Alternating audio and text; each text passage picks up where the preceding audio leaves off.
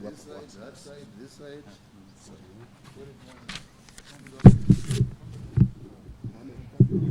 Wapi Muhammad akuwe hapa karibu.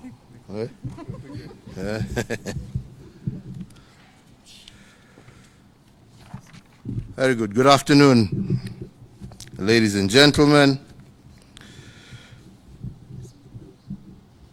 A short statement after a series of discussions that have been held between the government and the private sector, especially those who are involved in the milling industry. So, ladies and gentlemen, for the last 4 years, as all of you well know,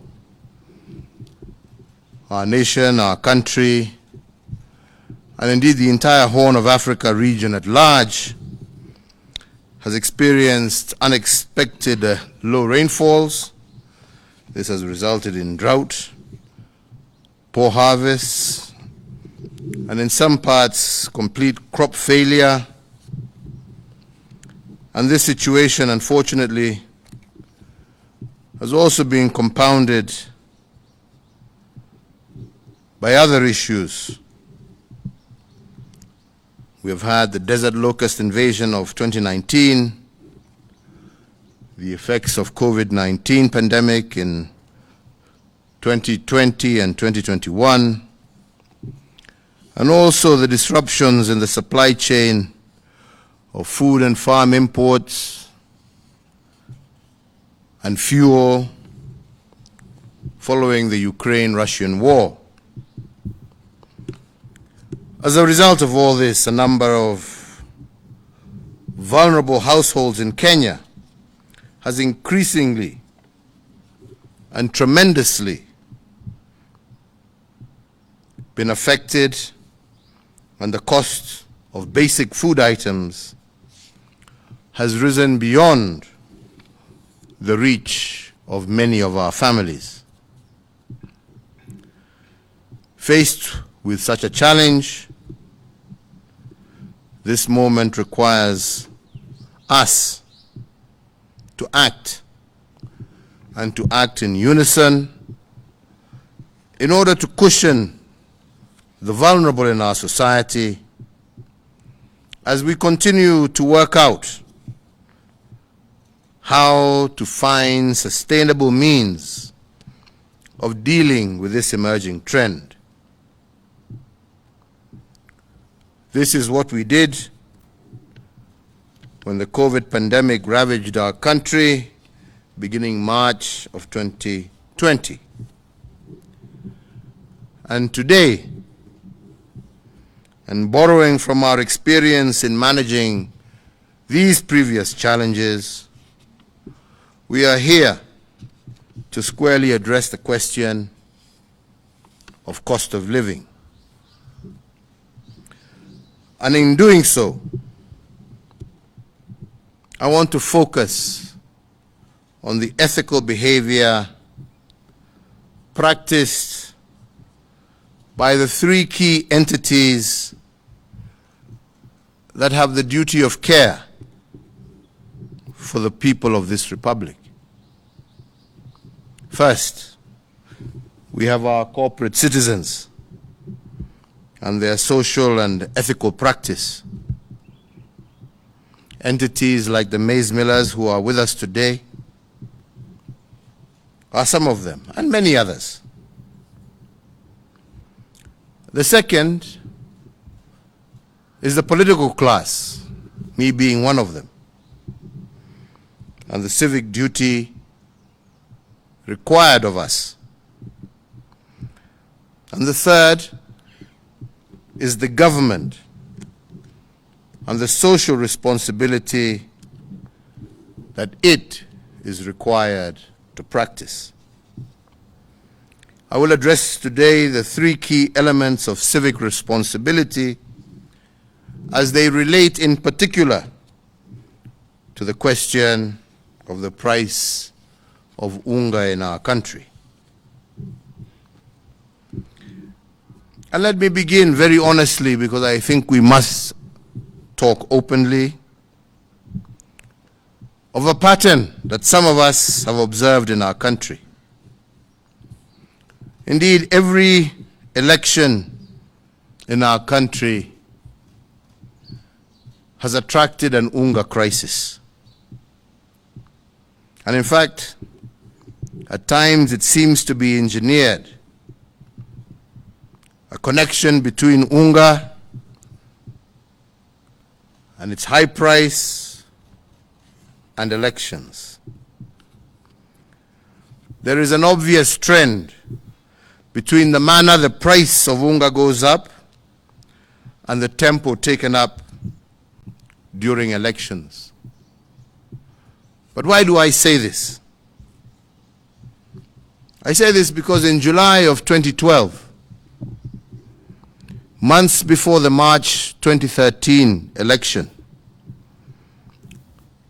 the price of a packet of a 2-kilogram package of unga shot up from 70 shillings to 130 shillings. Therefore, making my administration, when it came into office, the first item we had to address was to intervene to bring down this price as an urgent priority. Again, in May of 2017, 3 months to the August 2017 election, the price of unga shot up to an unprecedented Kenya shillings 189 shillings. This is the highest price experienced between independence and 2017. And this crisis was used to fuel that powered the ambitions of certain members of the political class. Today, once again, months to the August 2022 election, the price of unga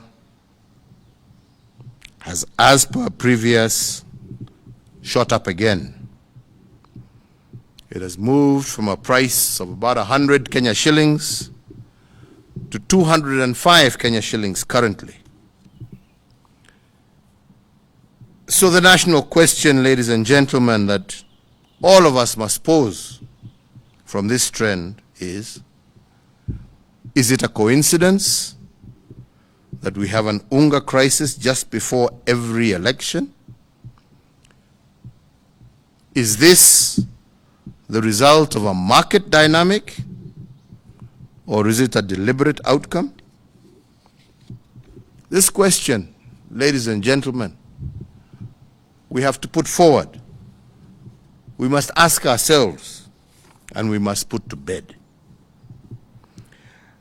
And in posing this question, I return to the three entities charged with duty of care for the people of this republic, with respect especially to the price of unga that we address today, and its curious relationship with every election.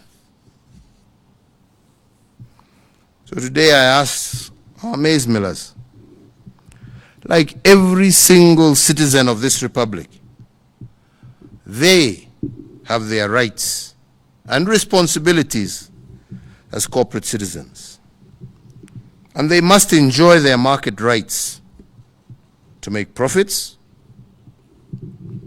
But I do hope and pray that they should also exercise a corresponding social responsibility to the people of this republic who make it possible for them to do their businesses and make profits.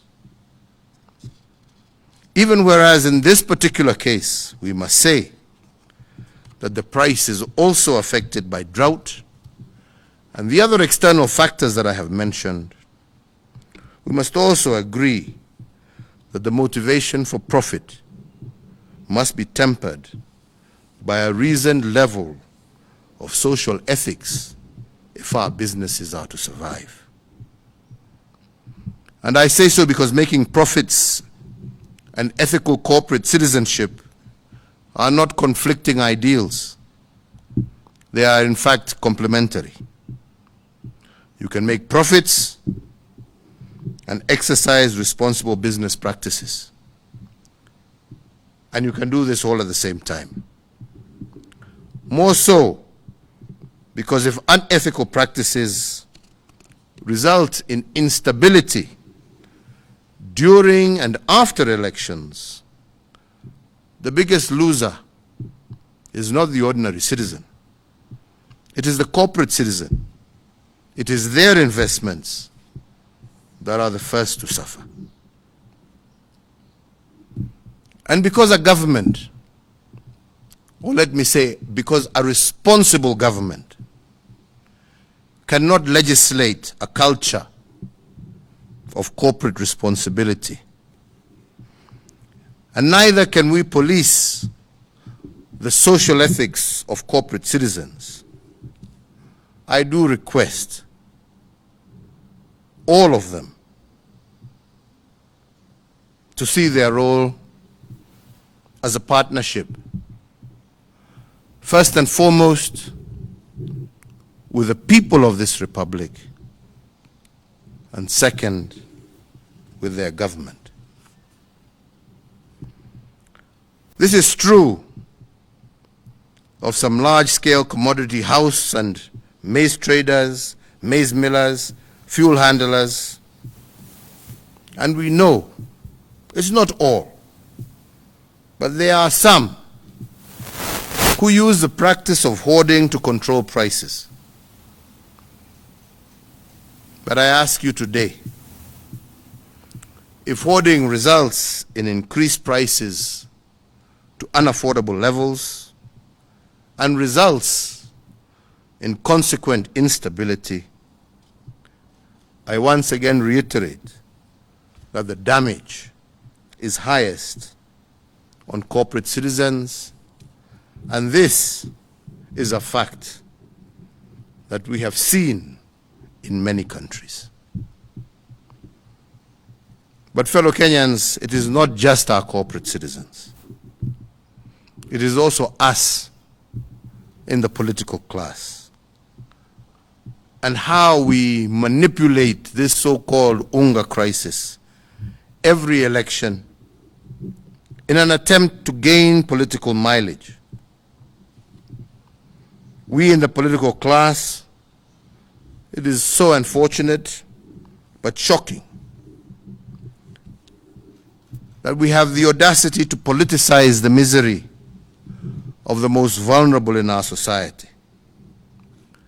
But let me say it is even more distasteful for us to seek political gain and make political capital out of the suffering of the vulnerable without even attempting to offer solutions.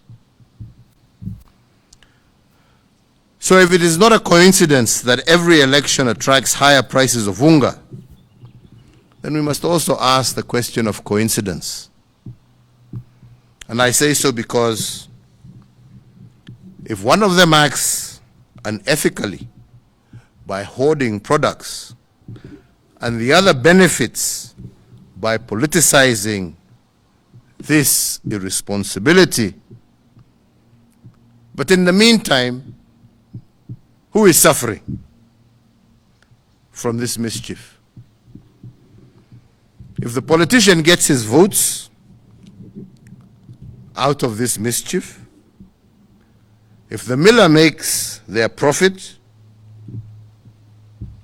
what does the mwananchi, who is the most important player in all of this, get?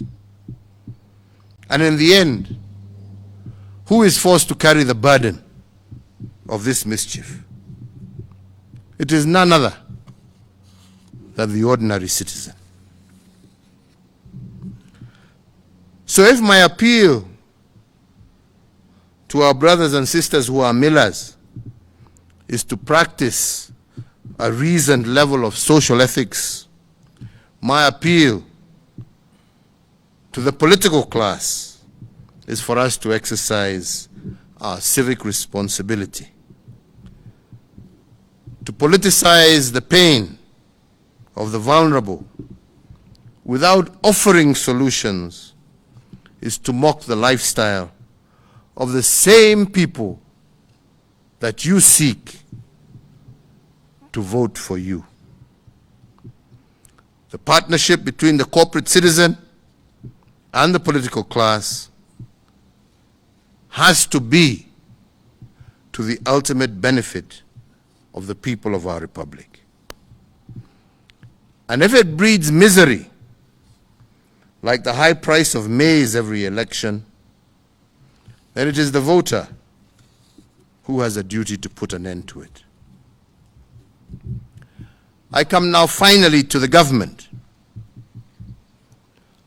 The world over, government is meant to be a community of solution givers,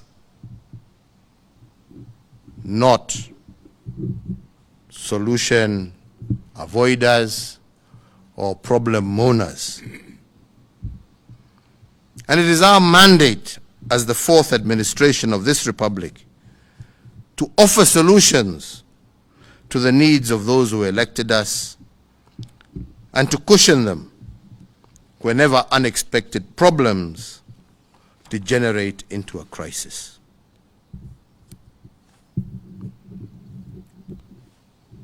Despite the cries of some with whom we were elected together to solve problems,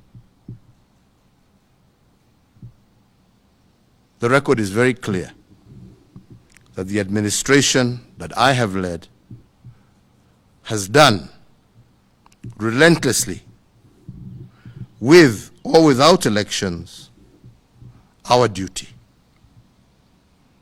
And why? It is because the mantra of my administration is that in the fog of a crisis, it is always our view to view the crisis not just as a danger, but to look for the opportunity that exists within that crisis. And we have cushioned our people from danger, but pointed out to them the underlying opportunity. And in this, we have a track record. In response to the economic shocks occasioned by COVID-19, for instance, my administration moved fast to implement 3 economic stimulus packages. The first 2 packages were designed to ensure that our economy endured the shocks occasioned by the lockdown measures implemented in the early stages of the COVID-19 pandemic. The first stimulus package lowered various tax regimes, lowered the central bank rate, CBR, to 7.25 from 8.25, so as to prompt commercial banks to lower interest rates applicable to their borrowers, and thereby availing the much-needed affordable credit to micro, small, and medium-sized enterprises across our country. To support this, we also lowered the cash reserve ratio, and this unlocked cash amounting to some 35 billion shillings to commercial banks. And this stimulus package put an additional 176 billion back into the pockets of Kenyans. Additionally, because we tend to forget these things, we temporarily suspended the listing with credit reference bureaus of any person, micro, small, and medium enterprise, and corporate entity whose loan account had fallen overdue or was in arrears. The second stimulus package, whose tenant was the 8-point program, revitalized the productive sector by 56.6 billion Kenya shillings. One of the most celebrated initiatives of this package was the Kazi Mtaani, which was meant to cushion our young people from COVID-related unemployment. The program has so far gainfully engaged up to 1 million youths, deployed in infrastructure improvements, in public hygiene, and it has created opportunities for young people to start new businesses. Having secured significant progress in the containment of COVID-19, in October of 2021, I announced the third economic stimulus package that was positioned to shift our focus from surviving COVID-19's social economic vagaries to building back better. The Kenya shilling 25 billion stimulus package was designed to accelerate the pace of our economic growth and to sustain the gains already made.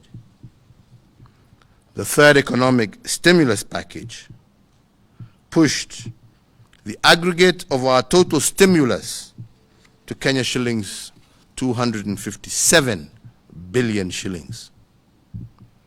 This package focused on the key productive service sectors that covered education, agriculture across all cash crops, health, energy, petroleum, drought response, infrastructure, financial inclusion, as well as environmental conservation. Ladies and gentlemen, whether we like it or not, whether we report it or not, no other country in our region or even in our continent implemented such a broad and robust economic response to COVID-19 and the need to turn tragedy into opportunities. And for those in doubt, there is testimony. The outcome of the interventions are manifest and vivid for all to see. A historic tax collection of Kenya shillings 2 trillion for the financial year 2021-2022, when everybody expected that there would be a massive downturn. The fourth stimulus package focused on subsidies. The first one is the petroleum subsidy, to offer relief to household budgets. We have, over the last year, granted and maintained a fuel subsidy amounting to over 118 billion Kenya shillings. Without this state intervention, the pump prices today would be 193.64 shillings for diesel, Kenya shillings 209.95 for petrol, and Kenya shillings 181.13 for kerosene. And this is in Nairobi. The price would have been much higher the further inland you went. In fact, as a result of this model, we have set the pace for other countries in the region for the provision of fuel subsidy, which they never had, but have copied from us, to see how they can cushion their own consumers from the high prices of fuel.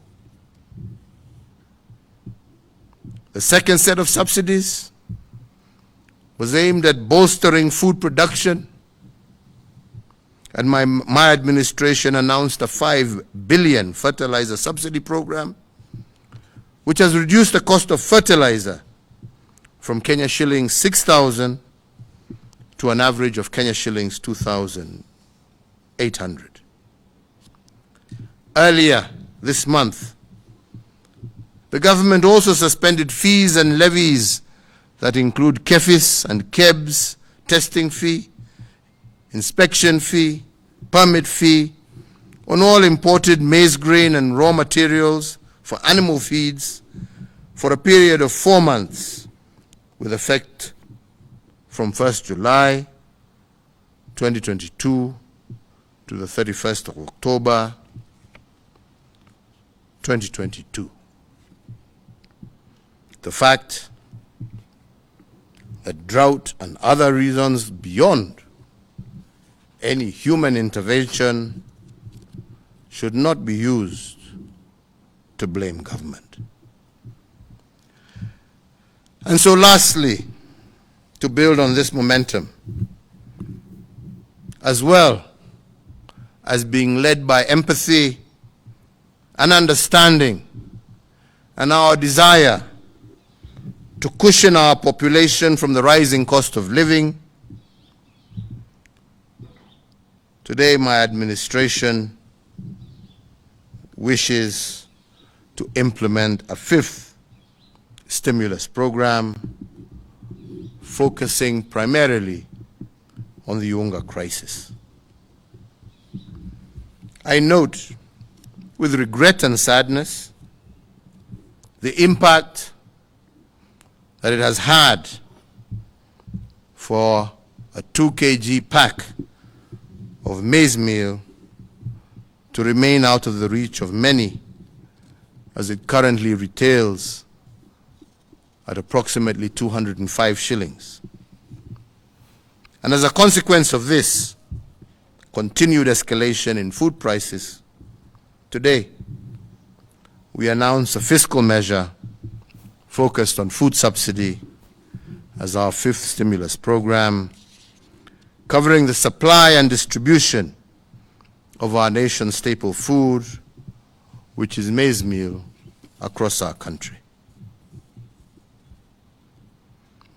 My administration has been engaging for the last few days with all milling companies registered by the Agricultural Food Authority, and as a consequence issued a legal notice under the hand of the Cabinet Secretary for the National Treasury. And through this notice, and effective immediately, number 1, the Railway Development Levy on all imported maize shall stand suspended. Number 2, the Import Declaration Fee, IDF, on all imported maize is also hereby suspended. Number 3, maize flour shall retail across the entire territory of the Republic of Kenya at the price of Kenya shillings 100, down from Kenya shillings 205 for a 2 kg packet until otherwise directed.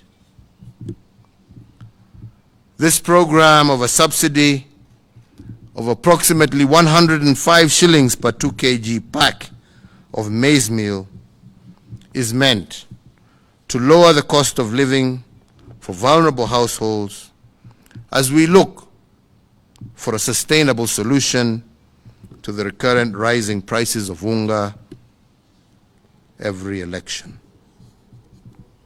I want at this juncture to take this opportunity to thank, first and foremost, all the millers with some of their representatives here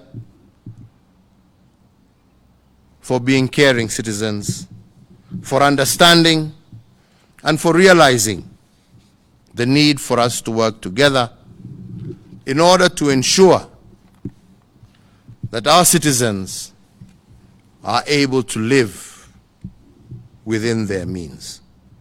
Asanteni sana. Thank you all very much. Shukran sana. Thank you. Thank you for that. So, ladies and gentlemen, allow me to conclude by re-emphasizing the need for both corporate citizens, the political class, and government to exercise high civic responsibility. And to this end, I invite all of them to join the community not of mourners or grumblers, even when you serve in government, but I ask you all to join the community of solution givers, for this is where the future of our country lies. I want to thank you all. May God bless you all. And may God continue to shine his blessings on this Republic of Kenya. Asanteni sana.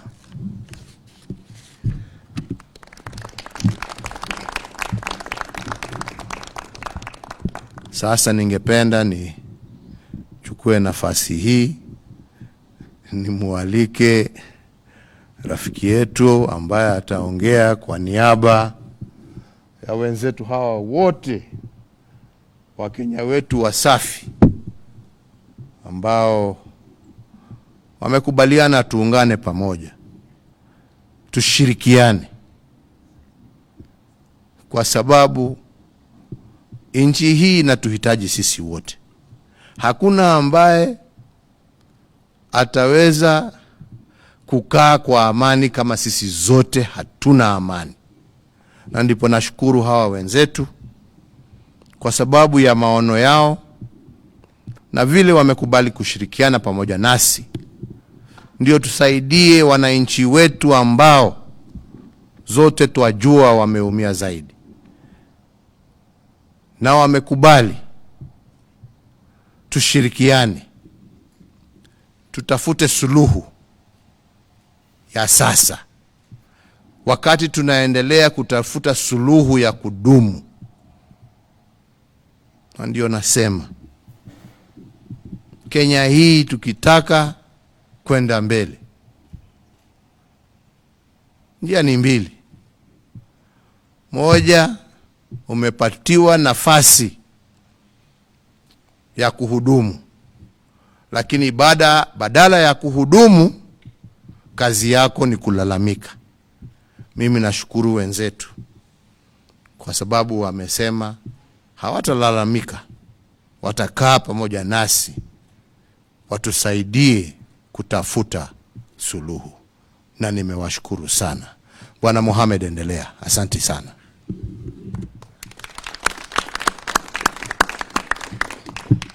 Bwana Rais Uhuru Kenyatta na mawaziri wako,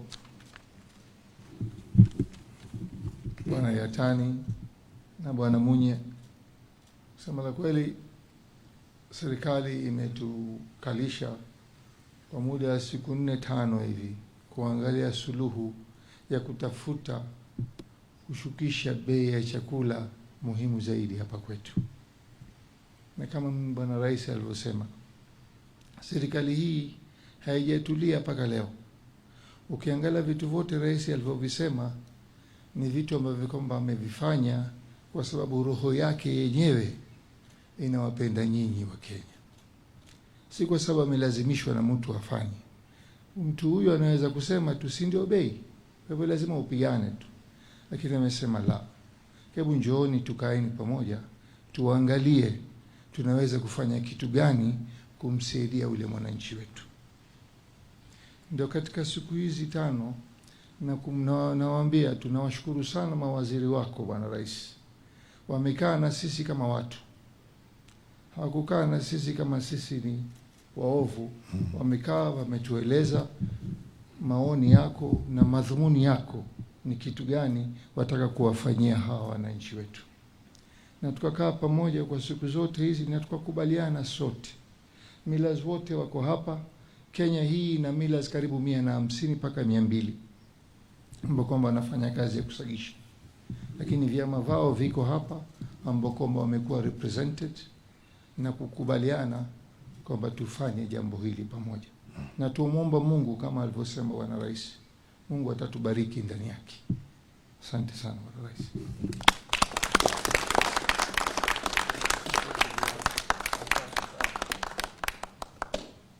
Ni hayo tu, hamna mengine. Asanteni. Shukrani wenzangu. Thank you. Tumesema asante. Thank you very much. Thank you.